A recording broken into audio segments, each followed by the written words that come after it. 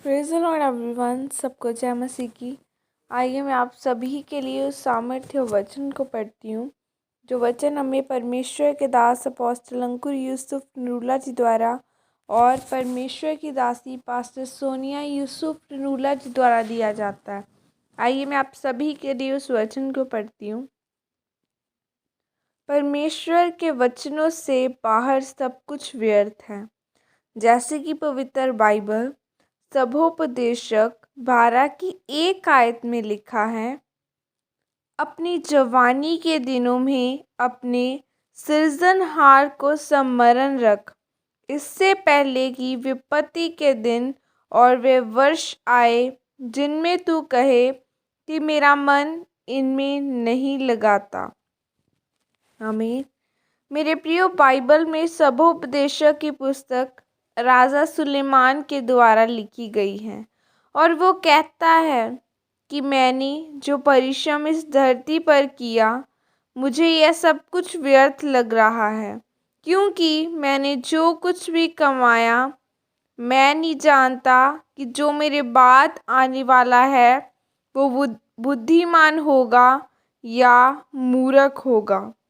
मैं नहीं जानता कि वो मेरी कमाई गई संपत्ति का सही इस्तेमाल करेगा या गलत इस्तेमाल करेगा।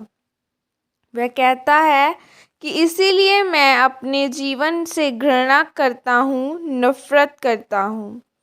फिर वो लिखता है कि एक ऐसा मनुष्य जिसका कार्य परिश्रम, बुद्धि और ज्ञान से होता है और वह सफल भी होता है, तो भी उसको अपना सब कुछ ऐसे मनुष्य के लिए छोड़ जाना पड़ता है जिसने उस संपत्ति के लिए कोई भी परिश्रम नहीं किया। आखिर में वो कहता है कि मनुष्य के लिए खाने पीने और परिश्रम करते हुए अपने आप को सुखी रखने के सिवाय और कुछ भी अच्छा नहीं, क्योंकि यह सब कुछ परमेश्वर की ओर से मिलता है।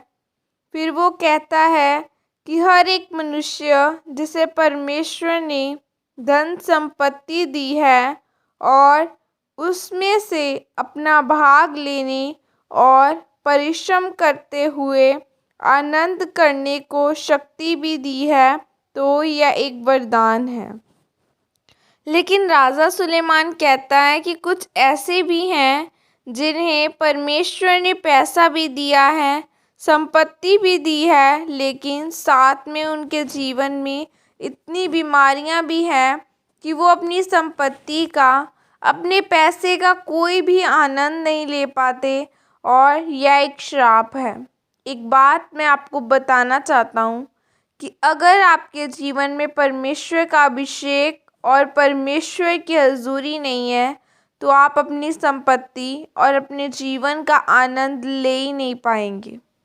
सुलेमान कहता है कि क्या फ़ायदा होगा कि अगर एक मनुष्य जीवन भर कुड़कुड़ कर कमाए और धन संपत्ति इकट्ठी करे और उस धन को खाने न पाए, या फिर उसकी संपत्ति के ऊपर उसका वो बेटा अधिकारी हो जो शराबी है, जो जुआ खेलता है, जो संपत्ति का इस्तेमाल व्यभिचार और गलत कामों के लिए करे।